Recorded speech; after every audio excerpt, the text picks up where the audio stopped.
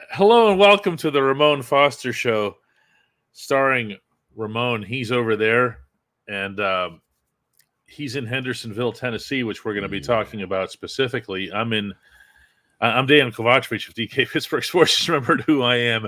I'm in downtown Pittsburgh, and yeah, give us an update there, Moan. What's it like? Everyone, the whole country has seen Hendersonville getting hit by the tornado. Other areas in and around Nashville. You were spared, you specifically. Yeah, we were, man. Not just us, because I'll highlight other cities surrounding us too. Madison, Tennessee. My mother-in-law lives in Springfield, Tennessee. Clarksville, Tennessee was hit the hardest.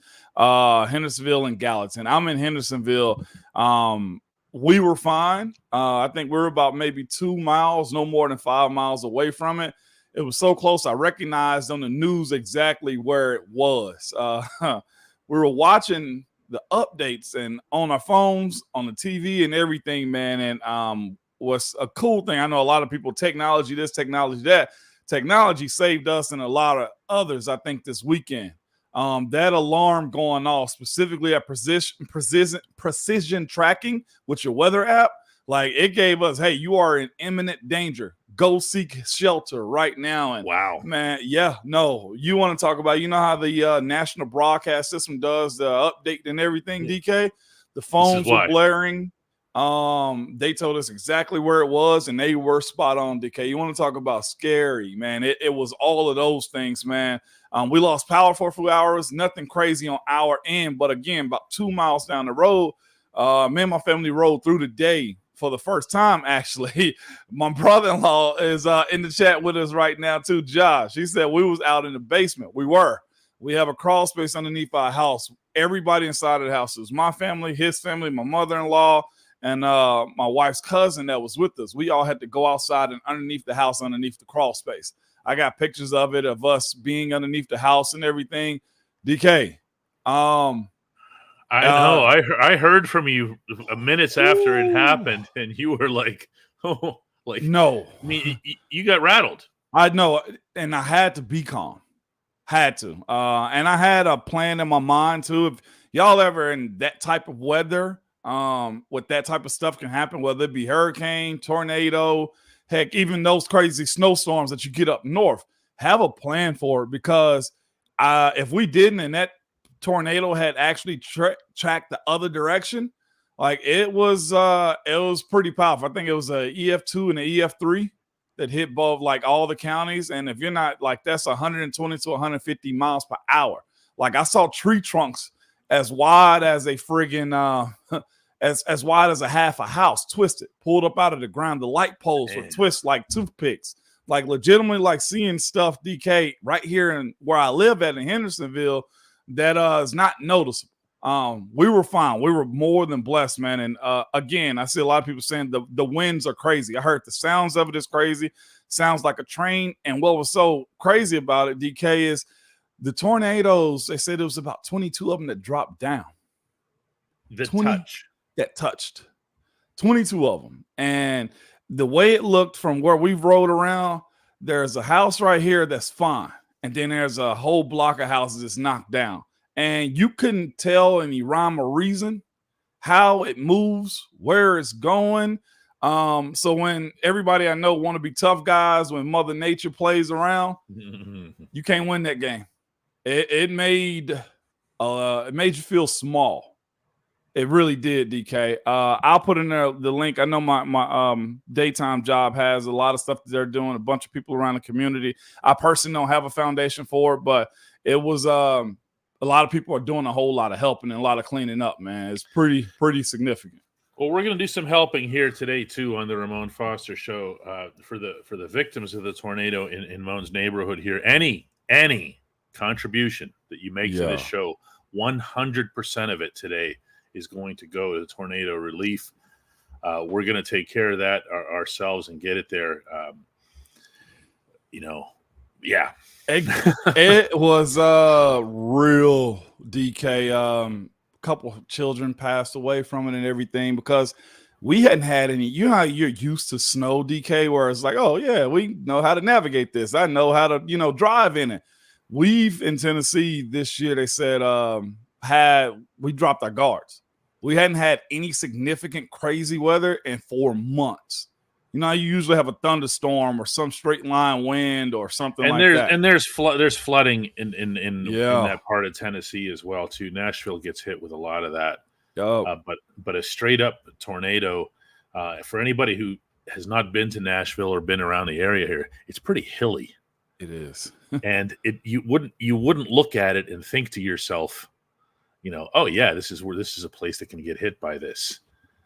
The one we've had one in my lifetime in Pittsburgh. We'll never have another one. It hit downtown. I was there. It was the Mount Washington one. Yeah, it went up Virginia Avenue, kind of sneaking behind downtown a little bit. Yeah, but it did damage, and man, it was freaky.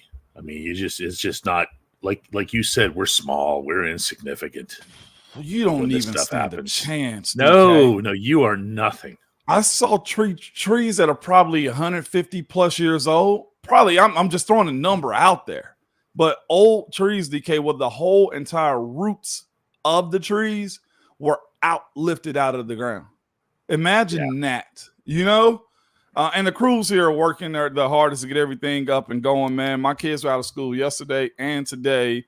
On top of the fact that I was in Miami for the Monday night game last night. Sure. Too. Yeah. We can talk about that as well, because that was, you know, not to make light of anything else, but that was an event unto itself last night in Miami, to say the least. Oh my, same type of stuff that we go through in Pittsburgh, man. Goodness. But yeah, we'll get into it. I just put it in the chat real quick. I'll start and we'll save it just to show and prove that, hey, it's going to a specific spot. Let's do that. Yeah. After let's get to this. We gotta hit this bell too. Let's get to this bell. We can do a bell.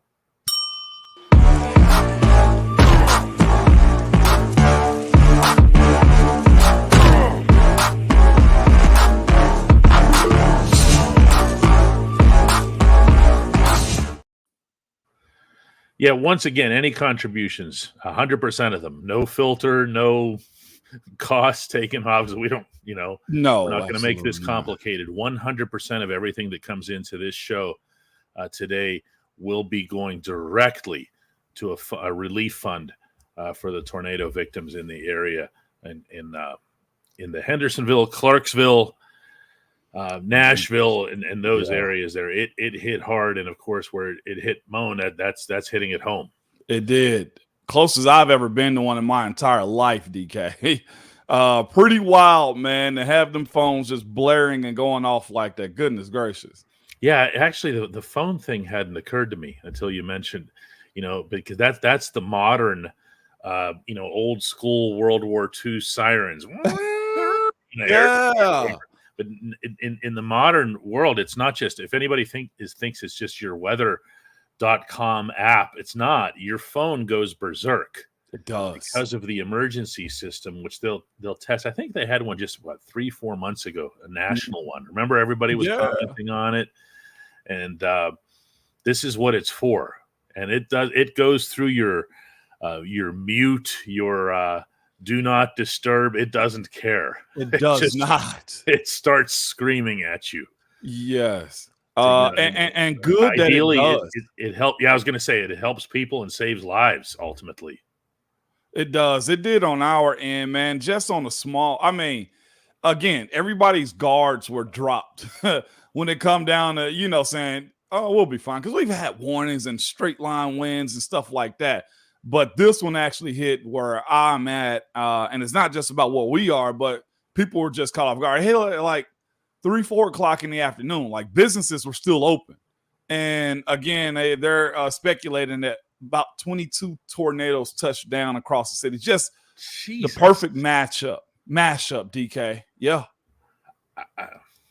I mean, that, in addition to everything else, that's really nasty to spend that much time touching down. I'm not some tornado chaser or expert or anything like that, but that sounds really, really high. And I'm going to say it again. This isn't like in Oklahoma or Iowa where they're used to these things. Not that they want them either. Right. But it's, you know, you saw yourself a lot of actual physical damage, a lot of property damage, and like you sent me in the text that night, is there's going to be some rebuilding. It is. And what's even more crazy about it, DK, is this, man. It hit a power plant area and I think a gas station too. And it just lets you know how crazy tornadoes are, man. In general, it hit whichever one it was. I don't know specifically which one it was, but it hit and blew up. So what's crazy about it blowing up is you had a mushroom go up, DK, and decimates the tornado about 2 seconds, and then it resets itself again and kept going. I have to send you. It blew up inside the tornado, and they thought that it, would just vanish, and then it reset again. DK, goodness, I've never seen that before. I think they said people have speculated if a tornado is ever like super big, can you use like certain stuff to kind of blow it and make it kind of decimate a little bit? No, this didn't matter. It was the power plant. My brother-in-law said power plant was the one that blew up. Yeah. Wow. I mean, for anybody who doesn't know, because I don't know how big national news this was. In the 24/7 news cycle, everything kind of spins through quickly. But I do know that it made headlines here, maybe because we're a little bit closer by than some of the bigger markets. But the tornado that hit the Nashville region, the Nashville metro area, struck some area specifically and really got some people. We appreciate everybody chiming in. We are going to talk Steelers today. Yeah, we are. Yeah, I mean, this is just, you can imagine, this is top of mind for the gentleman to my side here, to say the least. And the reason we were out of pocket too. So again, we can always say when it comes to family and life, there's a lot of other things more important than that. So. Than football. Yeah, we're already getting some amazing contributions here. Again, 100%. You have our word for this. 100% of whatever it is that you send today on Tuesday, December 12th. And that includes if you're watching this non-live. Okay? Anything that you send on Tuesday, December 12th will go directly to the Tornado Relief Fund in that area. Moan, the Steelers have a football game. I'm told the season is still on. Confirmed by an inside source. They are still going to go to Indianapolis and play a football game Saturday, and they're going to do so as a 7-6 team facing a 7-6 opponent. So why does it feel as if it's just such an epic waste of time? You know what I'm saying? After the way those last two games went in rapid fire succession like that? Well, it's because of the way those last two games went. The stuff that we've seen the Steelers be able to do, they lost at those things. Losing to Arizona drops doubt. Like, at least we had the umbrella that, all right, man, well, it was an NFC team. No, we ain't got no excuse right now. Like, legitimately have no excuse whatsoever for losing that one. And then you come back and lose to the Patriots. And it's also this, too. I've seen a lot of the tone-deaf stuff. I've heard the conversations that have been had by players inside the locker room, outside the locker room. A lot of that stuff has kind of come up, and national news and DK, all of us talk about the 3-10 record against Belichick. You can't even beat Belichick when he's down. You can't even beat him when he doesn't have a franchise quarterback. And not only that, it ain't like it was a close game. Like, you got smacked around. Having Juju come back into your city and James Conner in back-to-back weekends to where you couldn't generate a dub. That's horrific. It's so bad. And as I called and told you the one night over the weekend, it's worse than it appears on the surface. This team's got problems inside the locker room. This team's got, and that's not something I'm going to be able to share here, I'm sorry, on the show. Moan knows what I'm talking about, who I'm talking about, and it is not pretty. You got very solid intel. Very solid. And someone that you all would trust if you knew who we were talking about. And it's tough. It's tough to bounce back from that, though, Moan, isn't it? What do you do in that situation? I mean, you guys weren't in a whole lot of deep holes in your tenure with the Steelers, and 7-6 still doesn't feel technically like a deep hole when you're sitting there sixth in the AFC playoff picture. But what do? Do you just say, you just go tunnel vision and just say next game? What do you do? Do you clean it out? Do you scrape all the scabs off? Tell me. That's all you got. It's next one. That's it. But that's the thing, though, too, is your idea of a reset was the Patriots game, and you did not do those things. Like, here's the idea. To me, is Mitch looked bad. Kenny looked bad. The offense looked like it took a step back. You have no offensive coordinator. You have no end goal in sight when it comes down to how you're going to compete. DK, we've given every excuse possible. I'll be honest with you, we have. Not even an excuse, but every reason as to why you've lost. And I think that's the biggest thing, too. It's like they're finding new ways to lose games.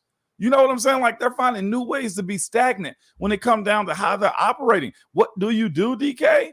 The first question always starts with the man up top, acknowledging, like, Coach Tomlin, what is it? Is it that the guys don't hear your message anymore? Is it, that your idea of hiring the next guy, as far as coordinator, as far as position coaches, as far as having analysts when it comes down to how you run your offense and defense and your team? Maybe it's, hey, maybe we're not a zone blitz team anymore. Maybe offensively that, that style of offense is just dead that we're trying to run. Again, we mentioned the quarterbacks. Right now, Kenny can't prove himself, but Mitch is way worse than what we thought he could actually look like. We said that before. Mitch is a gift that gives, and he takes away that much. Like watching the game, like you said to yourself, in the Arizona game, it looked like, hey, this could be something. And then you get too bold in yourself. There's no philosophy, DK, as far as how to win. We know every way there is to lose. That's the biggest. We know every way there is to lose, DK. But we can't figure out a way how to win. And then it looks undisciplined. You say what you want to about it. And I love Coach T to death, but it can't be these things each and every week when you have a Belichick that comes into Pittsburgh and beats you while having benched his franchise quarterback. Oh, the Patriots couldn't have been in worse shape coming here.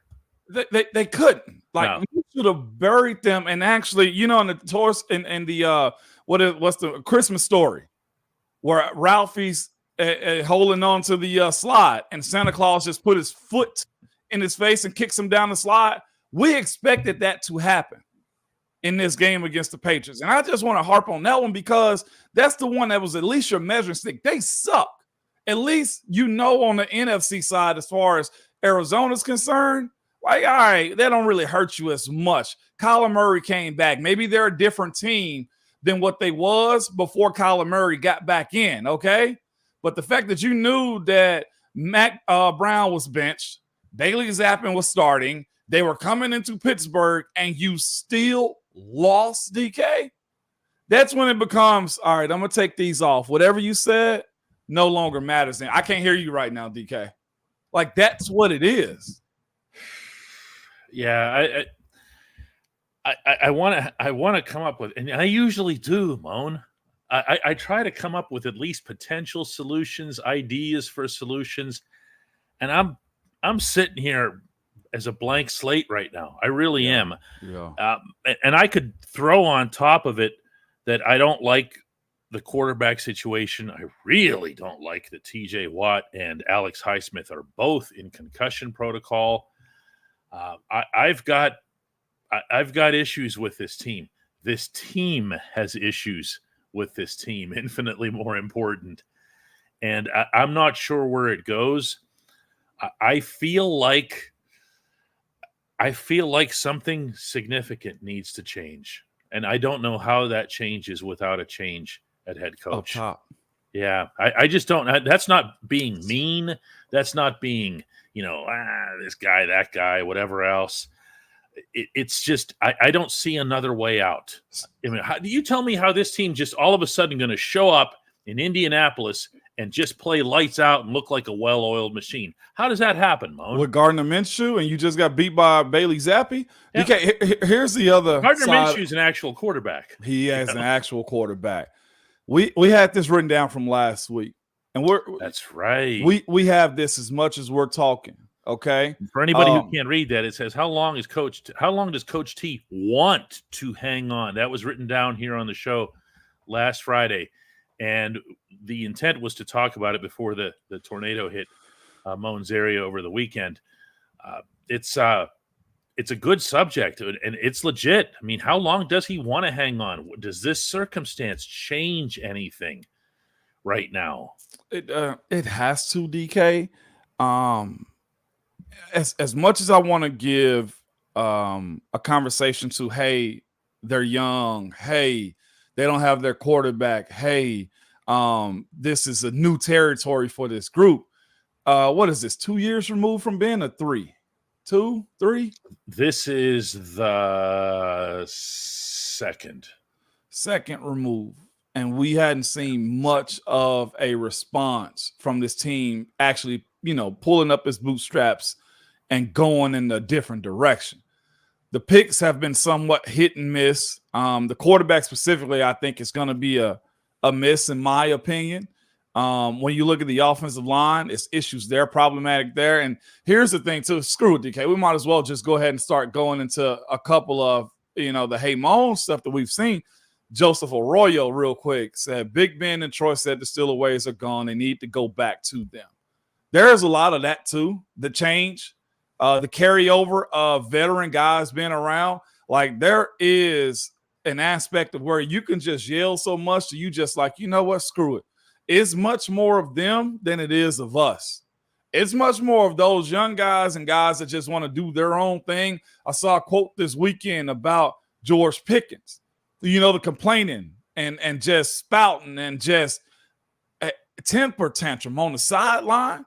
There's absolutely nobody there to rein it in. And as much as you guys, DK, ask about George Pickens, why do we continually have to ask about George Pickens on the sideline? I played with some dudes that absolutely crave the ball. And you know what I'm saying, DK? And there was at least a group or a standard that said, hey, man, you're going to get yours. It's all about the team. There's nobody there, DK, to actually point this group in the right direction, say, hey, man, it's about winning. You're going to get yours. Because here's the thing. It's fair that George demands the ball like that. How can you not give him the ball? Why does the offense look stagnant and upside down when it comes down to them operating in a way, DK, that says he is one of the better young wide receivers in the world, and he has zero way of looking like it? Deontay, the same conversation. When it jumps down, shout out to Jay Freeman, shout out to everybody. Jeez. When it jumps down to everybody being the playmaker that you need them to be, there's absolutely been nobody been elevated. As much as we like Broderick Jones, we're more excited about him than almost everybody else. Is it flagrant that Kenny Pickett is very questionable about him being the franchise quarterback? But it's also even more flagrant, DK, that we keep having more of these inside the locker room conversations come out of that locker room. It's deeper than just coaching. It's deeper than just, hey, it's going to handle itself. Cam and TJ and Alex and Minka can only do so much. You're dealing with a team right now that has zero identity offensively, DK. If you're joining us late, and I'm seeing some people asking what we're doing with these, with the contributions and so forth, the Nashville area, the Nashville metro area, was hit by tornadoes right in the heart of, including Hendersonville, where Ramon lives. All of everybody related to the Foster family is fine. A lot weren't, and what we've decided we're going to do with today's show is take up contributions, 100% of which will go directly to the Tornado Relief Fund in that area. Jay Freeman comes in with $200. Jay Freeman never ceases to amaze. This is totaling up. We don't have an actual figure here. No. Maybe Ryan Lytle, I think, has been tracking it for us remotely. If Ryan can send us a total, I actually don't even know how to get that on this mechanism. but Ryan Lytle is seeing it somewhere, and we can tabulate those. I believe we're up into the $700 range already. I can promise you, and Moan can back me on this, that's going to make a difference. It will. That's the kind of thing that makes a difference in these situations. With the holiday season right around the corner, too, like people did lose their houses, and people are displaced. Like kids will be without, parents will be without. It ain't even about Thanksgiving. It's Christmas too. Okay, so there's also temporary issues that have to be addressed. Like where are you going to be for the insurance? Doesn't take care of everything, and when insurance does eventually come in, it's not fast. Yeah. The next time insurance reacts quickly to a natural disaster will be the first. When we come back, we're gonna do some Hey Moan. We are. We are, and have this conversation. We keep going away from it, DK. We're starting on it, but let's do that when we come back. Yes, let's do that one. All right, that's the only segment that matters, DK, and that's Hey Mom. It is. At DK Pittsburgh Sports, we take pride in coverage that connects our city's fans to their favorite teams. Now, that connection's stronger than ever. Introducing our all-new state-of-the-art app. Find expert inside reporting and original podcasts. Check live box scores. Track the latest stats. Chat it up with our community of thousands of fans, all in one place. The new app from DK Pittsburgh Sports. Coverage that connects. Yeah. When AB is calling you out, you may be a problem. Yeah, AB is starting to have his fun at George's expense. He is. And you know what? Maybe that makes a difference in a positive way, you know? If you're George and you go, really? Jeez, maybe I am doing something wrong here. I couldn't tell if that was what is that, Chat GPT, whatever it is that wrote that statement or whatever it was. But it was spot on. It was he ain't lying. Say what you want to about AB. We talked about, hey, so who's some people that were very smart when it comes down to football? When it came to football, you wanted him on the field all the time. Yeah, you did. Know? And he was a baby too. Heck, he'd freak out on people in Latrobe first week when he wasn't getting the ball. No. First week he'd start throwing fits. Mm-hmm. And George is supposed to want the ball. Deontay is supposed to want the ball and celebrate when he scored too. I saw people, having that conversation about Deontay. Oh, why are you celebrating when you score? Pat Fryermuth is supposed to demand the football. And I think we all have an expectation also of what still a football is supposed to look like. DK, it's been a while, I know, for this fan base since I've been here to deal with this type of stuff. And I think not even Cowher at the end, though, was washed in a sense. Cowher had family issues that he had to handle. Yep. He got his ring, and he took care of all things football related before having to end up losing his wife, and having to settle into a different life, essentially what Cowher had to go to. I'm going to bring this up because I want to go ahead and touch in on it real quick, DK, because a lot of people are having that conversation. I'm not suggesting Coach Tomlin get fired. I'm not suggesting, hey, it's time. But the conversation should definitely be sparked. If you are inadequate at your job, DK, it's okay for criticism. You want to keep it. That's the question. Does he want to keep it? I mean, you know the man, Moan. What do you feel there? So that's what we are. I've had people in the media on the national side of it, DK, say, as soon as he's done, he's going right to the booth. And that's speculation, or the idea that he can make, $15 million a year by doing that, those big networks the night before the games or the day of the game and stuff like that. There's an opportunity for him. It's been documented because it's on social media. All his kids are in college or about to graduate. The game does change. I can admit me in year 1 was way different than year 9, 10, and 11 for myself. My mindset was a little different. My reach was a little different. I was passing messages to the young guys and say, hey, go rap with him about this, man. Like, I know, your communication with him is different from mine.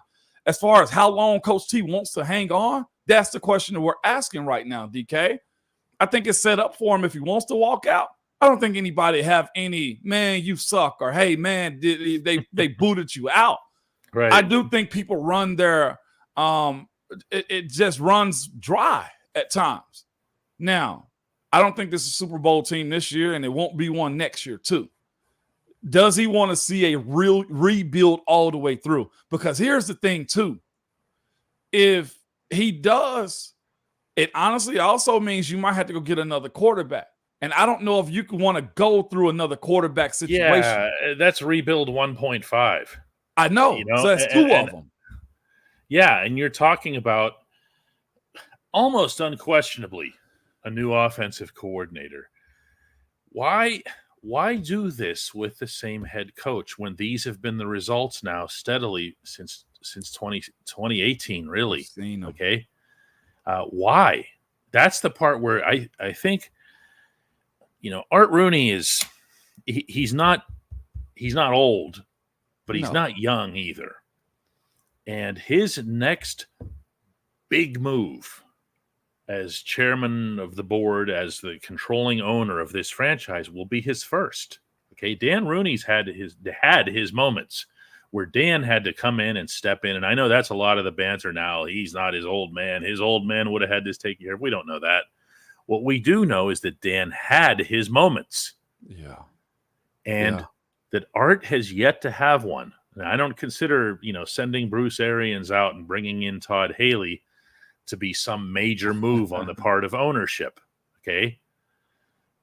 But I do look at this situation and wonder, what is your alternate route? What is your, if you know that your head coach isn't bringing in the best coordinators because he wants to keep his thumb over them, what's your way out of that without changing head coaches?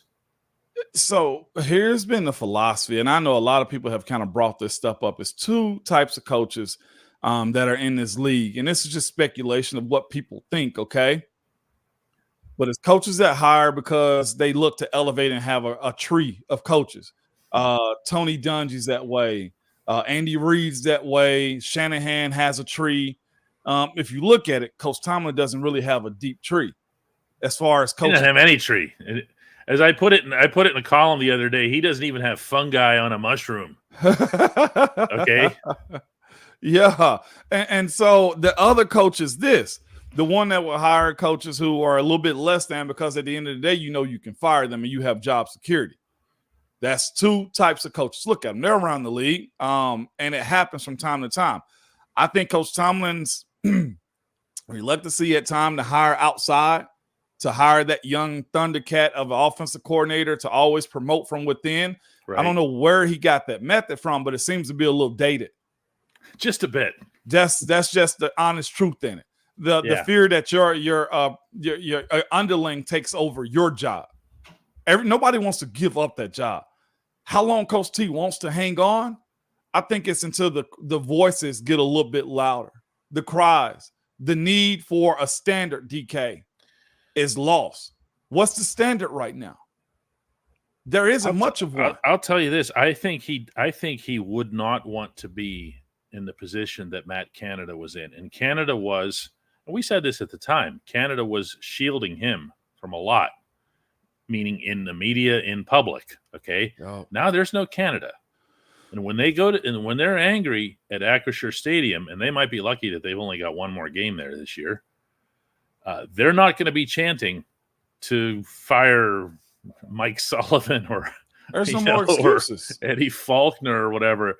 They're not even going to start their Mason Rudolph chant, since he's made it public and very, very clear that he's not going to be replacing Mitch Trubisky. So who's left? Do you think he wants to be in a situation where he gave 17 years here and he's getting booed in his home stadium? No, absolutely. That's like Ben getting booed, and not just for a 3 or 5 interception type of game. I don't think Ben ever had that, but that's the point of it all, DK. Everybody has a threshold. My other question is, where's Mr. Rooney's? What's his threshold when it comes down to coaches? I think the threshold when it comes to Rooney has to be not related to coaches. It just has to be related to the state of the football team. Wins. Okay. Well, yes and no. I mean, because that's been 7. Yeah. I mean, that was that. I think they were hiding behind the wins, if that makes any sense. Okay. Yeah. All these problems were being buried underneath all these W's. Yeah. And the performance, the overall behavior and conduct, and all of the other measurable in tangibles and intangibles were crap. Yeah. Okay. With the exception maybe of the game in Cincinnati. That's fair. You can drink the Kool-Aid for a certain amount of time before it gets, I'm going to take that guy's comment right there down right there and go to one with Mike Jones here. We can put it back up later. I don't know who the heck that dude is, DK. But Mike Jones goes, I think he needs to get Cam a ring. That's so easy to say. Yeah, hold on, let me finish it. And just say he's stepping away from the game for family. Take a year off and move to the booth. But I don't think he's ready to leave football just yet. That last part of it, though, DK, I think it's so real. I think it's trying to find the answers to a test you haven't studied for, because this is new territory for Coach Tomlin. It ain't. I don't want to live on the fact that Cowers players or this and that. We made it to the Super Bowl without Cowers players. We didn't win it, but we made it to it. He understands what it takes, but we also had a huge veteran squad. The understanding of what Steeler football was, and I do think we've somewhat gotten away from it, DK, even if they continue to win games down the stretch. Mike Jones, I'm here to tell you, if it was just that easy to say, let's go win him a ring and he can bow out, boy, I'd have loved to have been on one of those teams and have you as somebody that said those same things, because that is a hard task to do. And we're so far from competing with that right now for one of those sticky Lombardis that it ain't even funny, which is where you say the last portion of your comment is I don't think he's ready to leave. I don't think he's ready to leave, Coach Tomlin. You're going to have to like peel him off the gridiron is the way I feel, which is why I also asked the next question, what will it take for Mr. Rooney to come to that decision? I think it's more about that, DK, than it is Coach Tomlin saying, all right, I bow out. I can't see him doing that. I know there's life after football for him. He can easily go be an analyst, DK, or be a head coach at another place. Yeah, he could pretty much. I don't say this about everybody. Those jobs are not as easy as they might appear. He could roll out of bed and do that. Easy. Okay. He just by doing nothing other than being himself, and then you teach him, this is camera 1, this is camera 2, and this is camera 3. When you see the little red light on top of one, speak in that direction. Okay, you're good, coach. Here we go. I don't think it'll be any more difficult than that for him. I just have to I have to interject here because we have so many contributions coming in. For anybody who doesn't know what this is all about, if you came in late, and for those of you who've been here, I apologize for the repetition because it's going to look unusual and we don't have a way of explaining it otherwise. The tornado that hit the Nashville metro area affected a lot of lives. People lost homes. A couple of youngsters most tragically lost their lives. There's going to be a lot of rebuilding there. It made it right through Moan's neighborhood. Yeah. Everybody with Moan's family, both immediate and secondary, are all fine, but not everybody there was spared the damage. And what we're doing here is we're doing a collection that we're going to turn in on behalf of the Ramon Foster Show to the fund. The relief fund that's been put into play here. And I'm going to start. I haven't been mentioning a whole lot of names here because they're coming in too quickly, and that would be all we're doing on the show. And that's appreciated in and of itself here. This gentleman came in with a pretty nice gesture of his own, considering that his house was spared and everybody. But you know what? You take care of your own neighborhood. You do. Okay. You live there, you care for the people around you, and eventually all that good karma comes back to you. We have them coming in from 50. We have them coming in. Don comes in with 100. Our longtime friend Casey Kester comes in with 100. No surprise, since she just showed up here, that Rochelle was gonna drop 100. Andrew comes in with 50. They all make a difference from 199. We understand that not everybody's coming with the same means. Ryan Lytle, who's in addition to tracking these donations for us, just came in with a 250. Yeah. To help his fellow Tennesseans. Yeah, Ryan lives there. He paid us a visit up here in Pittsburgh recently. He did. It's great to have him. Spent the whole day up there with us. He did, man. And some are doubling back. Jay Freeman came in with a dub and then came back with another 2. Rochelle just dropped 275 in here. But it's not even just that. We got pounds coming in from Kerry, Brandon, Brian, Kevin, Domestic Creations. You guys are all over the board with it again. I don't care how much it is. All of this will go to this community and surrounding areas because running water, clothes, it's wintertime. Holiday season coming up. It's Christmas. Yes. I mean, it's Christmas. And there's temporary things to deal with too. So if all we're able to pull off here is that somebody can have a decent Christmas out of all this, that would be okay too here.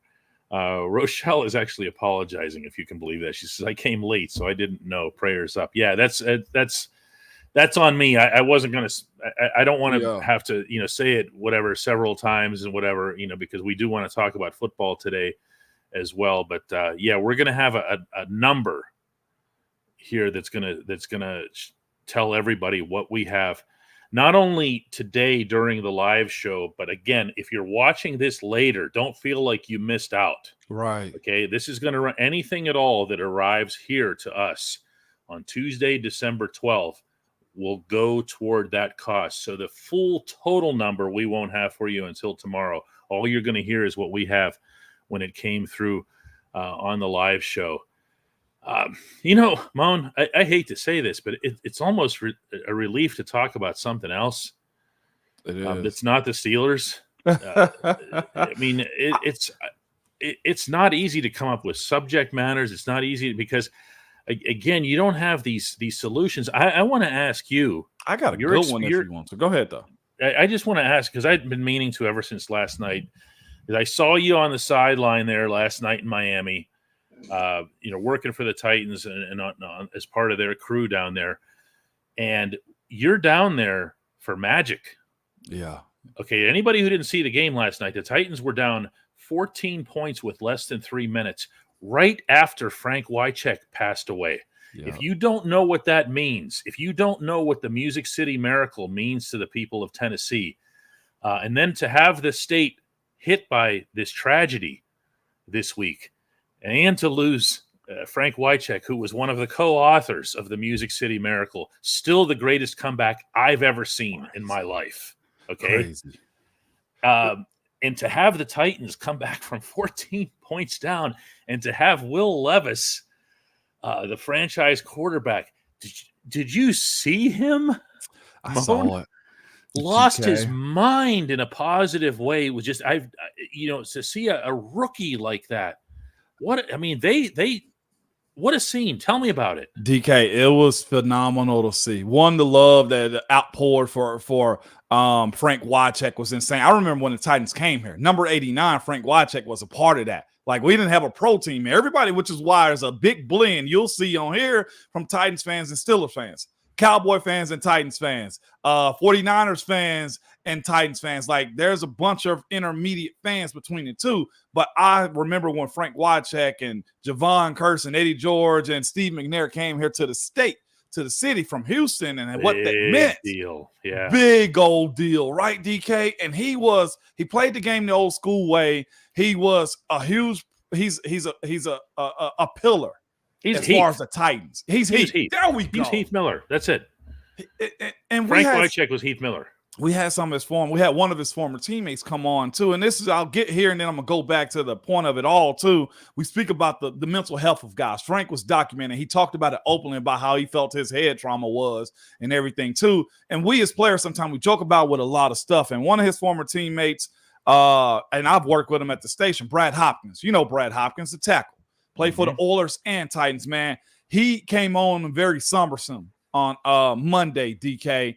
And he was just like, man, I hate as a teammate, we didn't take what he said and how he felt serious.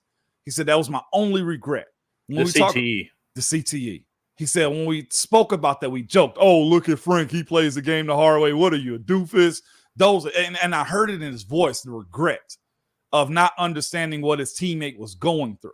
Kind of the way these victims here in Tennessee are going through this tornado stuff. But hearing him and having teammates we hear fall off the wagon a little bit was very fascinating from his perspective in hindsight. He said that was his only regret, was he didn't take ownership of how his friend felt.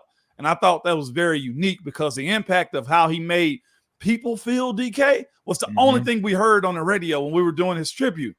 Was, man, he was a great guy. He made me feel this way. I met him and he made me feel this way.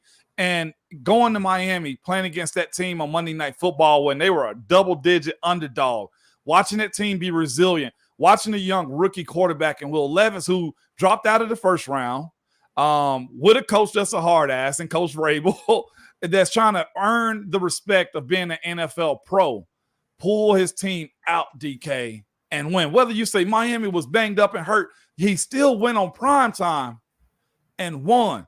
DK, I hadn't seen anything like that against a real good team from us in a while as far as the Steelers go. No. And I even jumped out and said this. I said this, and this may be a different conversation down the line, DK. I said this about about Will Levis. Yeah. I feel better about Will Levis' pro career from what I've seen in 7 starts than I do about Kenny Pickett. Oh, I don't even know that this is close. The thing that I see, I mean, Will Levis has a big ass NFL arm. Okay. Cannon. And to see him, I'm going to get back to that emotion again. And it's not that like we haven't seen emotion from, Kenny Pickett or others here, but what we still haven't seen from Kenny, and I don't believe that last minute win over in Baltimore last year really rose up to that. You know what I'm talking about? When he scrambled to his left and connected with Najee Harris. We haven't seen that breakthrough moment. Okay.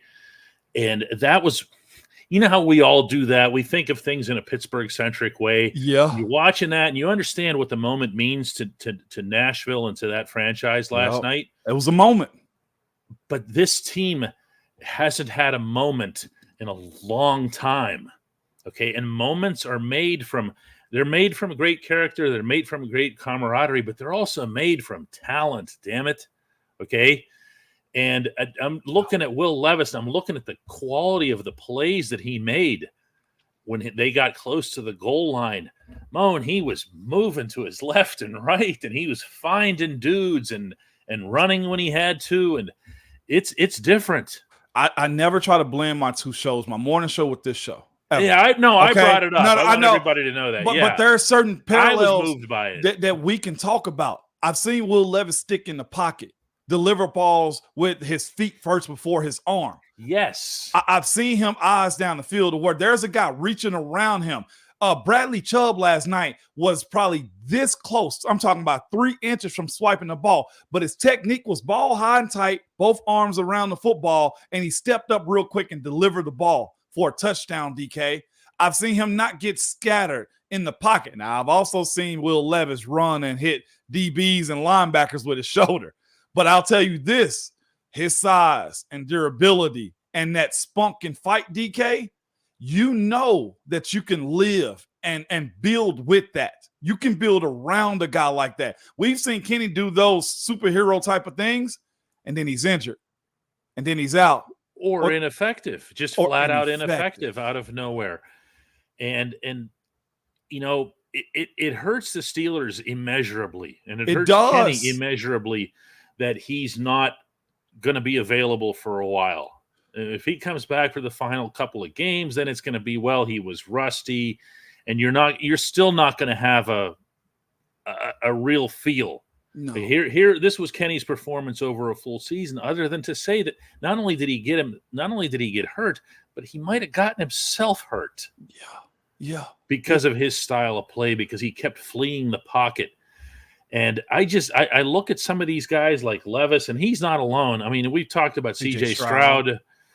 C.J. Stroud looks like he's been in the league for 10 years. He does. The way Jalen Hurts jumped in quick. Think about him. Well, Hurts had a little bit of a transition. But the way he moved, like from year 1 to year 2, DK. Yes, that. Yeah. And this is Stroud just came in and set his diploma down at his stall and went out and played. And also told y'all, I'm here to play football. Screw that cognizant test that they said I needed to pass. I'm here to play football. And that's the thing that I think bothers me more about Kenny, to where we're speaking about this again. How long the Coach Tomlin wants to hang on? It goes back to, again, where are you when it comes down to your quarterback world? I don't think the Steelers in a great quarterback world. They're more closer to drafting a new guy than they are building with Kenny Pickett at this point. I'm glad to be wrong next year if he turns on and he's friggin' Patrick Mahomes. But we hadn't even seen a stretch of games where Patrick Mahomes has come out of Kenny Pickett's arm. Like, that's the difference right there. At least I can say this last week, the Titans lost in overtime to the Colts. Okay, in overtime to the Colts with a rookie left tackle, a rookie left guard, all of the rookies primarily playing on offense, and them trying to find their identity with a new first-year offensive coordinator, and they're hanging on and fighting. This group lost to Bailey Zappi at home to Pittsburgh, and they're friggin' 2-8 on the season. That's the difference that we're talking about. So when it comes down to how long the Coach T want to hang on, God. how much can you stomach? It ain't even his decision at this point. It's almost like, Coach, I love you, but we tried it with the new regime. We got you the players that you said. Omar and you have communicated in an amazing way to get you guys where you're at. You hadn't been overly plagued by injury. You've won some tough games, but the progress that we need as a squad, I don't think we've seen that progress this year. Is he due one mulligan? That's the only other question we have. Is the one mulligan? Wasn't this it? I'm talking about. That's the question that I have. If this is the 1 year that he gets that mulligan and he's back next year, is it a year though? I mean, I'm going to say again here that the final years of Ben Roethlisberger weren't exactly handled masterfully. Yeah. Okay, and they don't just not count because Ben faded off. Okay, teams have won a Super Bowl with a 44-year-old quarterback now. Okay, Ben wasn't great, certainly not early in games in his final couple of seasons, but he also was still Ben at times, especially late and in the fourth quarter. You still had yourself a Hall of Fame quarterback managing the offense and getting some things done. You didn't do anything with. I mean, other than the 11-0 weird start. Heck, more people miss on draft picks that year too. Yeah, I mean, I don't want to take away from that team either. 11-0 in the NFL is 11-0, regardless of how many people were on, this COVID list or that COVID list. But that was it. That's as close as anybody's come. This franchise has come to any kind of achievement in the last 5-6 years. The other thing, Alan Collins put that up, DK. He put, Simone, you're making me a little sick. And I know this like in a joking way. I hope so anyway. But like, I'm going to put this up, just, Moan, you're making me a little sick. And here's the thing too, DK, the reality of it, and we can speak on this just a little bit.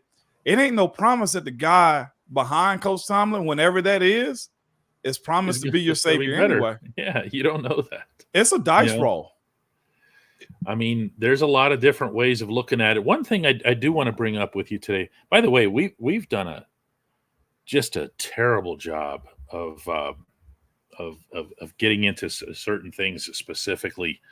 I just lapsed out here because I saw that I got an alert here that the NFL and the NFLPA are both reviewing how and when TJ Watt entered the concussion protocol. Really suspicious on the Steelers' part.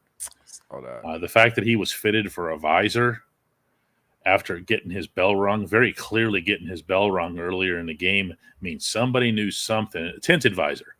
Yeah. Okay. And that means they knew something. That's not a great look on the entire operation, but that ultimately reflects on Tomlin as well. Tomlin denied knowing anything about the visor, but I said at the time, man, this is going to blow up. That's one of those things in desperate measures moments, DK. You knew you needed that win. So you knew a player like TJ would. So he did. Oh, yeah. And you TJ allowed it. If he was unconscious, he would have wanted you to roll him out there. I see Sprezzatura says smelling salts. Yeah. Again, you got to protect the players from each other too.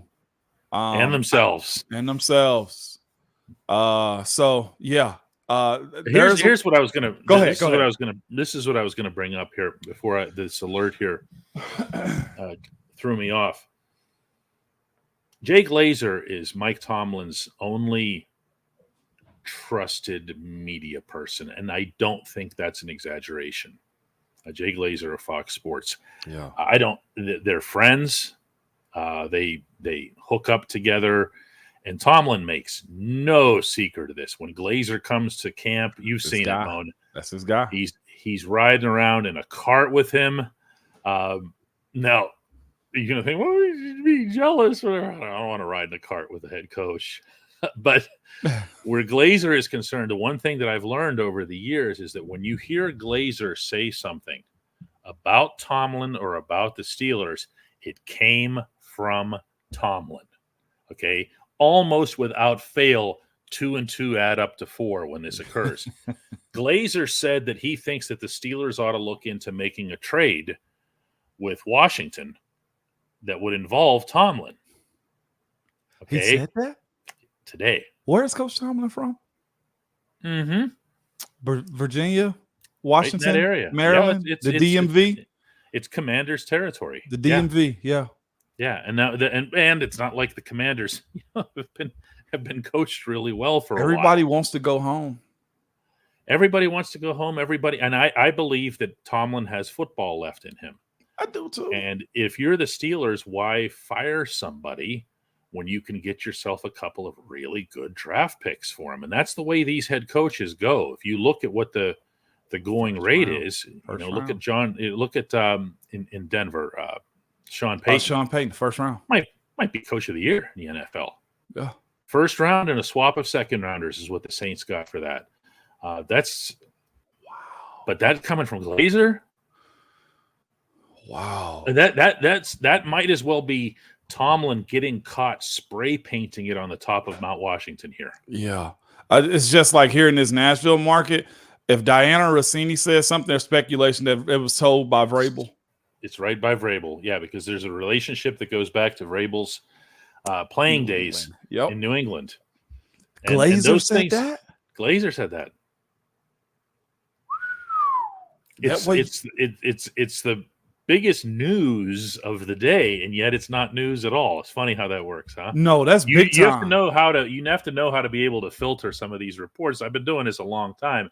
And anytime anybody will report something that people close to Tomlin, no, there's no people, there's person. Okay. God, he's from it's relatable. It's plausible, right? That's the conversation.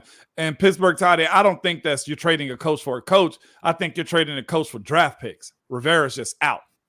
You don't get Rivera for Tomlin. I think you get Tomlin for draft picks. If that's the clarity on that one right there. Yeah. It's wow. We've had quite a day on the Ramon Foster show here. If I missed you along the way, in terms of contributing to the tornado relief fund in the Nashville metro region, I apologize for that. We're going to try here on this final break here.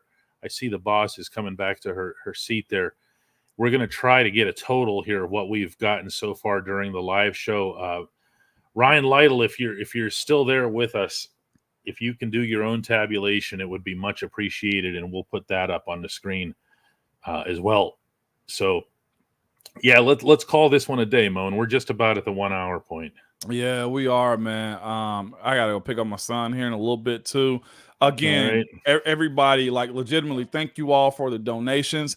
This will be passed to the very last cent to the victims of these tornadoes and these tragic events here in Tennessee. I will be also donating myself, man. My wife will talk about that here. I've already put in, just as you guys do. Again, I like to think, DK, we're somewhat of a community now. Like, this show does its own little thing when it comes down to how we operated. So I'm not going to lie. I had no doubt that we would have a heavy response. I'm also not going to lie about this. I had no idea it would be like this. Wow. Okay, this is extraordinary. I mean, you guys have gone above and beyond, and we're going to follow through on it. Again, on tomorrow's show, we're going to let you know how the tabulation went up through the recorded version of this program, and then what we ended up with, and then how we're going to take care of it all. No doubt. So, first round pick for a head coach. You dropped a bomb on me right there, DK. Yeah, I'm like the Gap Band. You are. God, does anybody get that? Yeah. Did anybody get the Gap Band? Yes, oh no, he's gonna sing. I know that. Baby. I know that song. I don't want to get clipped by YouTube by putting musical rights out, DK. So I stopped saying the whole song. Oh, I love it. All right, we'll see everybody after we come back here. We'll be right back. All right.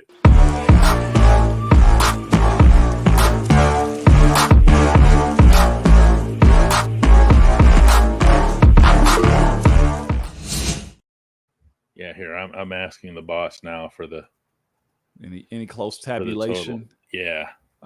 Somebody just came in a second ago. Ray Martinez just came in. Mark just came in with a donation too, man. They're pouring in. They are really. Yeah, they're still pouring in. And we can leave the super chat open too to try to get because I know it's really easy to do through the super chat. It's also not hard to do through the yeah, by the way, I don't think there's a way to look who do it is. that once after the show is over. I know you were telling people this told. I didn't want to get in there and make you seem like you don't know what you're talking about. But you No, can't. I You can't super think chat there once is. the show is over. No, not super chat, but there's a thanks button or something like that. I think that that only works when you're live.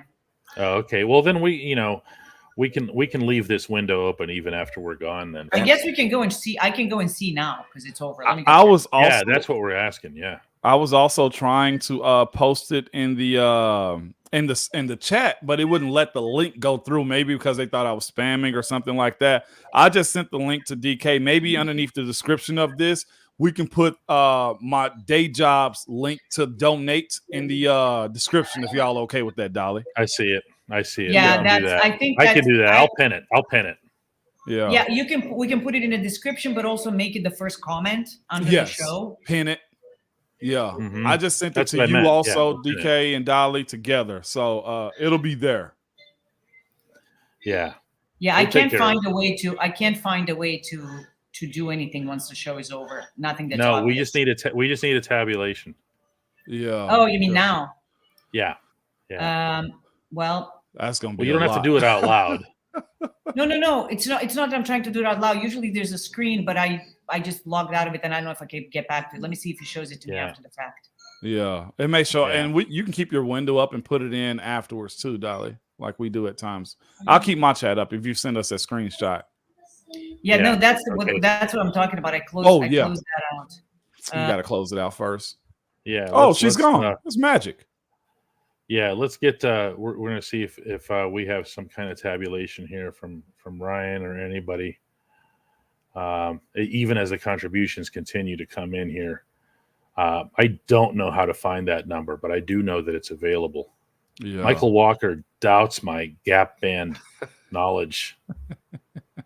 The Gap Band had actually a bunch of hits. Yeah, they have. I mean, let's talk about Uncle Charlie, man. I mean, seriously, what are we talking about? He's still making music to this day. Still making music. They have names? Oh, Charlie I didn't Wilson. know. Yeah, come on, man. We're gonna put you on it, DK. Eventually, we're gonna get you there. I just thought they were. How does Tomlin say it? Nameless gray faces. No, Gap Band. Not that group. Not that group, baby. I see you, Mike Jones, Uncle Charlie, baby. You're right. Mm-hmm. Yes, indeed. The link will be in the description. Tell a friend. I'll actually put it on my social media also, just as a heads up. But thank you guys, man. Yes, hearing yearning for your loving your favorite Barbara. Barbara, what up, man? I feel like when you said your name today, man.